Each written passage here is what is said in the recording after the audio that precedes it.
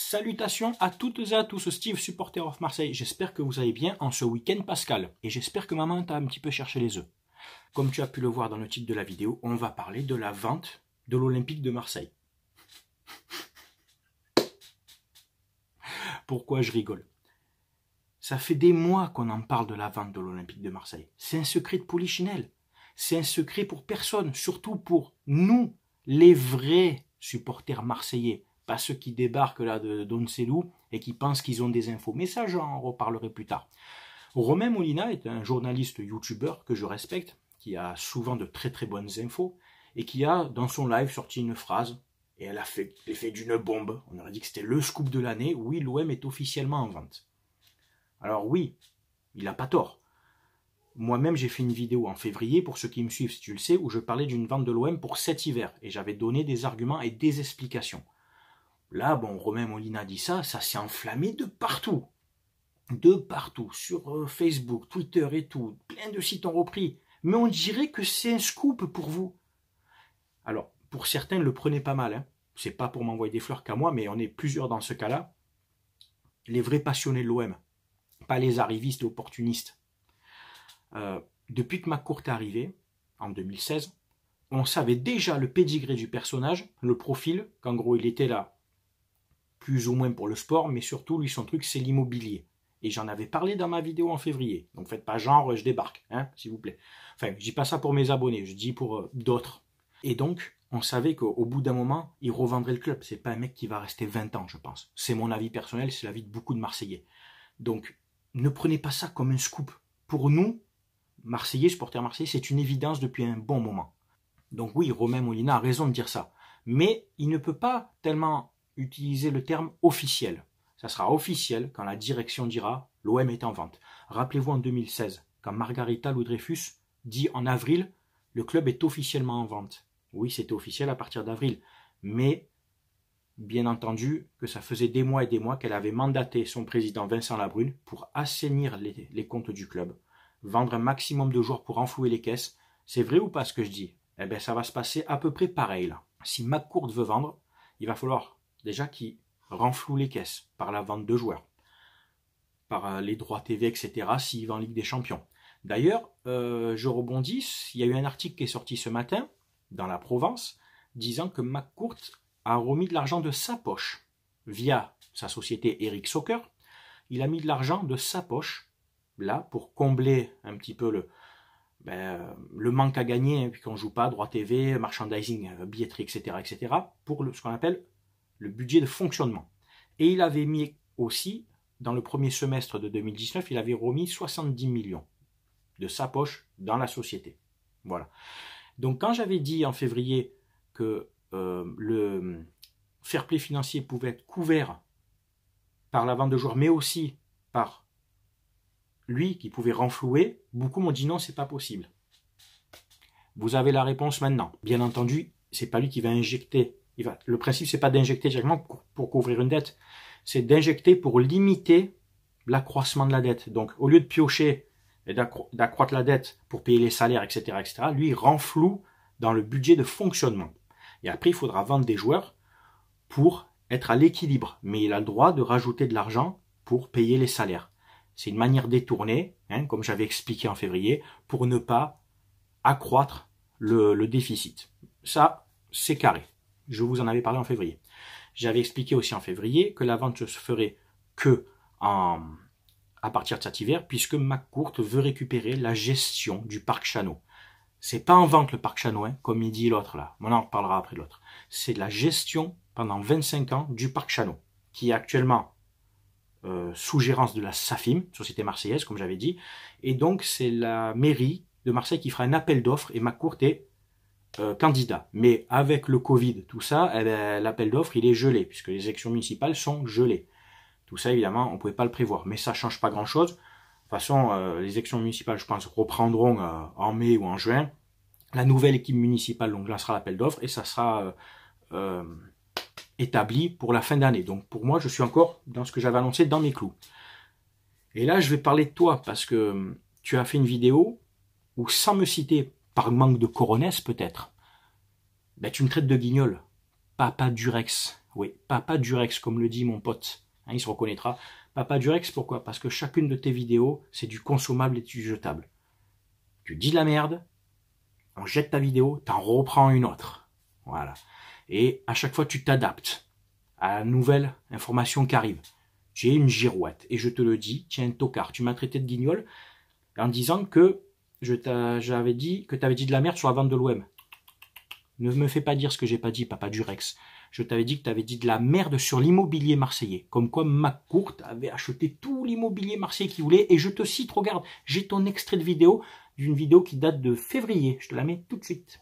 Et lui, son business depuis 3 ans, c'était dans l'immobilier qu'il voulait faire. Et les rachats qu'il voulait faire, justement, depuis ces quasiment 3 ans qu'il est à la tête de l'Olympique de Marseille, il les a fait, les principaux. Donc, il a ses propriétés, ses immeubles, les milliers de mètres carrés qu'il voulait, etc. Il les a eus. Depuis qu'il est à la tête de l'OM, les 2/3, les 70%, c'est tout le business immobilier qu'il fait sur Marseille. Et là, il a investi plusieurs dizaines, voire plusieurs centaines de millions d'euros pour l'immobilier qu'il a racheté dans Marseille. Voilà. Centre d'entraînement ou des choses comme ça, ou des immeubles ou des hôtels particuliers, lui aussi. Des centaines de millions? Eh bien écoute, dis-moi ce qu'il a acheté. Dis-moi ce qu'il a acheté. McCourt, via l'OM, a juste récupéré pour l'instant la gestion exclusive du stade Vélodrome. Et comme je te dis, ça tous les Marseillais le savent. Tous ceux qui suivent l'OM depuis des années le savent. Il suffit juste le matin de regarder Internet et de regarder l'actu de l'OM. Ou dans la Provence, etc. Toi, tu habites loin dans ta campagne, je ne sais même pas si un jour tu as mis le pied à Marseille, tu es le genre de mec qui ne sait même pas ce que c'était le parc Chanot, tu n'as peut-être jamais mis le pied dans un stade. Moi, je te le dis, je le maintiens, mes abonnés me connaissent, ils savent ce que je pense, et là, je m'adresse à tes abonnés, soit vous n'avez pas Internet, je ne sais pas, vous avez que YouTube, vous regardez les vidéos de Papa Furax, mais tout ce qu'il vous raconte, nous, à Marseille, on le sait depuis un bon moment. Donc il faut arrêter de se la raconter en disant j'ai des sources et regarde, genre pour Paul Aldridge. Alors là c'est génial ça. Donc j'ai vérifié qui était ce Paul Aldridge. Des infos venant de Londres m'ont confirmé. Tu as des sources de Londres. Quand Paul Aldridge est arrivé, on savait rien sur lui. Moi je le connaissais même pas. J'ai l'honnêteté de le dire. Et qui nous a parlé de Paul Aldridge? C'est Canal+, qui a fait un petit reportage sur lui, expliquer qu'il arrivait dans les clubs, il aidait à vendre les joueurs et vendre les clubs. Donc arrête de faire genre, oui, j'ai eu des infos de Londres. Tu regardes Canal+ comme nous tous. Tu vas voir les vidéos de Romain Molina. Tu vas sur Twitter, arrête de t'inventer des sources. Tu as une source à RMC? Très bien. Tu dis qu'on est jaloux de toi? Non, très bien que tu as une source à RMC. Mais c'est pas parce que le mec est journaliste à RMC qui dit que des vérités. Tu sais que les journalistes disent beaucoup de conneries quand même, je passe pas au courant. Mais toi, non, parce que tu as une source, alors c'est fiable. Mais d'où tu sors, mec? Tu es dans ce game des vidéos depuis 1 an, et moi depuis 3-4 ans, et des gens encore depuis beaucoup plus. Et sur les réseaux sociaux, Facebook, Twitter et tout ce que tu racontes sort genre une semaine avant sur les réseaux sociaux. Et moi je dénonce souvent les gens qui se la racontent, j'ai des sources, ou je vous balance une exclue. Quand tu as parlé de la vente de l'OM, je t'ai pas dit que tu as dit de la merde sur la vente de l'OM, parce que nous on le sait depuis des mois, des années, que McCourt va forcément vendre. Il n'y a rien d'officiel, c'est un secret de polichinelle ça. Je t'ai dit de la merde parce que tu as dit qu'il avait tout racheté l'immobilier. Et ça, c'est une grosse connerie, je le maintiens. Et qu'est-ce que tu as fait? Tu as vu ma vidéo après, où j'étais un des seuls youtubeurs à parler du parc Chanot que McCourt voulait récupérer. Et du coup, tu as rebondi, tu as fait une vidéo en disant non, mais il attend le parc Chanot, les élections municipales. Tu as pompé sur ma vidéo, papa. Arrête un peu de te la raconter. Donc je maintiens. Là, tu fais genre le mec, genre le mec gaillard. Vous avez vu, je vous avais annoncé, dédicace au guignol. Tu es toujours un guignol. Tu es toujours un guignol. Tu parles comme ton pote. À Z, hein, quand tu dis l'IGX, les trolls, tu as 50 ans, tu parles comme l'autre débile, et en plus, tu t'inventes des sources, tu t'inventes genre, ouais, je connais des choses, tu connais rien du tout, t'as jamais mis un pied à Marseille s'il faut, arrête s'il te plaît. Des gens de Marseille qui font même pas de vidéo avec qui je parle, sont au courant 2 semaines avant toi de ce que tu racontes. Arrête d'essayer de te donner un genre, c'est l'imposture et le foutage de gueule que moi qui m'insupporte. Donc je te l'avais dit gentiment sur une de tes vidéos que tu avais dit une connerie pour l'immobilier.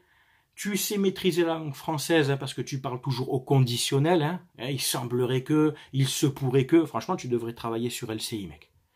Hein, tu théâtralises beaucoup en parlant beaucoup, mais le fond de tes vidéos, là je m'adresse à tes abonnés, réellement, Pour nous, elles nous apprennent rien. C'est que du blabla, c'est que du théâtre. J'ai le courage et les couilles de te le dire en face. C'est que du vent ce que tu racontes. Viens à Marseille, fais des vidéos, parle de ce que tu dis, les mecs ils vont te rironner. Mais je te le dis. Et en plus, le problème, c'est un petit bonus. Le fait de trop fréquenter AZ, visiblement, tu as un peu le même syndrome que lui, c'est-à-dire que tu comprends pas le principe des buts à l'extérieur. Et là, je te fais une petite dédicace. Dortmund PSG, victoire de Dortmund 2-1, au retour, tu as dit ça. Surtout qu'ils ne soient pas à 2-0 à 10 minutes de la fin, parce qu'ils se prennent un but dans les 5 dernières minutes, ils sont éliminés.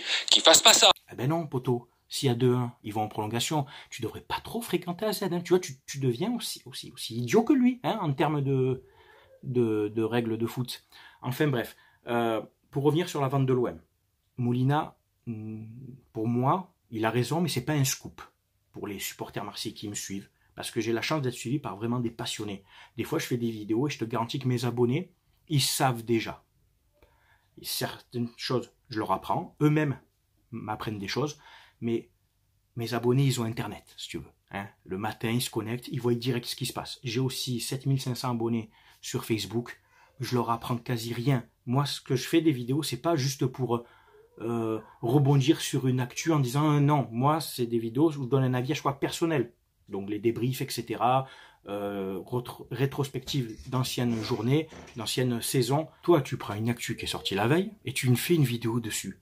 Putain, mais si je m'amusais à faire ça, je ferais 10 vidéos par jour. C'est un peu ce que tu fais, hein, on n'est pas loin, c'est presque une vidéo par jour pour dire des choses qu'on sait déjà. Et tu sais quoi? Il paraît, hier Neymar, il a éternué, tu devrais faire une vidéo en mettant gros titre et tout. Tu le dis toi-même que t'es pas là pour les vues, mais c'est ce que tu fais. Tu fais du racolage. En parlant de l'OM, en parlant de Paris, tu prends les 2 plus gros clubs en France et tu récupères les abonnés comme ça. Putain buzz, je le maintiens. Racolage, je le maintiens. Imposteur, je le maintiens. Ça te plaît pas. Si tes abonnés continuent à comme ça et pas comprendre ce que je veux dire, tant pis pour eux. Moi, mes abonnés, ils comprennent, ils savent, t'inquiète pas. Tu fais une vidéo pour dire que Mitroglou va revenir en juin. Bravo. Genre, c'est un scoop. Mais nous, à Marseille, on le sait depuis des mois que Mitroglou va revenir en juin, puisqu'il est prêté. Il est prêté au PSV Eindhoven. Tu te réveilles un peu, est-ce qu'il y a besoin de faire une vidéo pour ça? Non, mais... Et genre, tu annonces ça comme si c'était exceptionnel. C'est ça que je dénonce chez toi, c'est qu'en fait, tu te prends pour un annonceur, tu prends juste une info du jour et tu la mets en vidéo. Et visiblement, je pense que tes abonnés n'ont pas Internet. Parce que à chaque fois, ah ouais, merci pour l'info. Oh putain, ah ouais, super info, quoi. Donc oui, je maintiens. Pour la vente de l'OM, tu as dit des grosses conneries sur McCourt. Il n'a rien acheté du tout en termes immobiliers. Il devait racheter un morceau de plage à Pampelune là-bas, ça c'est plus ou moins pas fait, mais il n'a pas des milliers de mètres carrés. Donc, basta. Quoi dire de plus? Je crois qu'on a fait le tour. J'ai rebondi donc sur cette pseudo-info, ce pseudo-scoop de la vente de l'OM, et j'ai répondu donc à Papa Furax qui m'a cité sans me citer. Il n'a pas tellement eu le courage, je sais pas. Enfin, quand tu veux t'adresser à quelqu'un, dis son nom directement. Et donc je m'adresse à tes abonnés. Non, je ne suis pas jaloux parce que ça me tue ça. Quand t'es pas d'accord avec quelqu'un, t'es forcément jaloux. Donc moi par exemple, je suis pas tellement d'accord avec ce qu'a fait Adolf Hitler ni Mussolini. Est-ce que je suis jaloux d'eux? Je ne suis pas tellement d'accord avec les pédophiles. Est-ce que je suis jaloux d'eux? Donc arrêtez. Ça c'est vraiment l'argument des tocards. C'est que quand t'es pas d'accord ou que t'aimes pas quelqu'un, t'es forcément jaloux. Donc dans ces cas-là, je vais te dire, toi, Papa Durex, et tous tes abonnés, enfin, certains de tes abonnés qui viennent m'insulter, vous êtes jaloux de moi, alors. Je reprends tes arguments. Donc, s'il te plaît, comme je t'ai déjà dit, toi et moi, on n'est pas dans la même catégorie. Je connais Marseille, je connais mon club beaucoup mieux que toi. Je connais le milieu à Marseille, je sais comment ça fonctionne.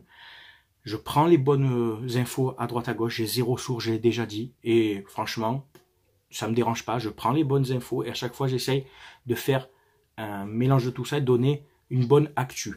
Toi, tu prends droite à gauche et tu balances comme ça. Donc s'il te plaît, comme je t'ai dit, on boxe pas dans la même catégorie. N'essaye pas de me répondre ou de me voler dans les plumes, parce que je te dis, j'ai été poli, gentil avec toi, après j'ai pas envie que ça dérape et de t'afficher, de te ridiculiser, et franchement je pèse mes mots. Continue de faire tes vidéos, continue de faire des comme ça, et de rebondir sur une actu en disant que tu l'avais annoncé, pour l'instant t'as annoncé que dalle. T'avais annoncé que la vente se ferait cet été. Ouais, cet été t'as dit, et on aurait un gros mercato juin-juillet. Bravo. Franchement, tu as une chance sur 100 pour que le club soit vendu cet été. Et coronavirus ou pas coronavirus, le club aurait pas été vendu cet été. Donc, s'il te plaît, arrête. Tu débarques dans ce game des vidéos, du milieu et tout. Je pense que tu connais pas grand-chose. Je sais même pas si tu as déjà mis un pied dans un stade. Je sais même pas si tu as un maillot de foot chez toi. Tu vas me dire non, mais ça, ben oui, quand tu es passionné, hein, moi tu regardes. Mes abonnés ils savent. Moi, je supporte l'OM. Je suis pas comme toi à prendre les meilleurs moments de chaque club. Ça, c'est un raisonnement, c'est un comportement de footix. C'est-à-dire que tu es toujours content, en fait, et tu n'es jamais réellement déçu. Et j'en ai parlé à un youtubeur parisien, il pense comme moi. Nous, nos victoires, on les vit à 200%, et nos défaites, elles nous font mal à 1000%. Toi, finalement, quand tu n'es pas supporter d'un club ou l'autre, ça te touche sans te toucher, et tu es heureux sans être heureux. Tu vois ce que je veux dire? Et mes abonnés comprendront. Ou alors, peut-être que tu es peut-être supporter d'un club, mais que tu n'oses pas dire lequel pour pas perdre des abonnés. Ben oui, tu sais, comme tu en prends un peu partout, à Marseille, à Paris, etc. Toi-même, un jour, tu as dit dans une vidéo, on m'a envoyé l'extrait, que tu voulais pas faire de vidéos sur Bordeaux, Toulouse ou d'autres clubs parce que ça rapportait pas assez de vues. Mentalité. Putaclic, putabuzz. Enfin bref, je m'arrête là pour la vidéo. Pour mes abonnés, vous avez bien vu ce que je voulais dire. Pour toi et tes abonnés, écoute, si tu comprends ou pas, s'ils comprennent ou pas, tant pis. Je ne suis pas jaloux de toi, je maintiens, t'es un tocard. À très bientôt pour une prochaine vidéo rétrospective d'une ancienne saison. C'était Steve, supporter of Marseille. Portez-vous bien, à très bientôt. Ciao, ciao tout le monde. Et on veut se renseigner avant de balancer certaines infos, parce que on pourrait balancer ça vite fait pour faire du buzz. Et là, il a investi plusieurs dizaines, voire plusieurs centaines de millions d'euros pour l'immobilier qu'il a racheté dans Marseille. J'aurais balancé des vidéos pour raconter tout et n'importe quoi, etc. en faisant du cinéma, et j'aurais peut-être le double ou le triple d'abonnés. C'est pas mon cas pour tous ceux qui découvrent ou qui vont voir toutes mes précédentes vidéos depuis des mois et des mois. Vous voyez que c'est quand même relativement carré.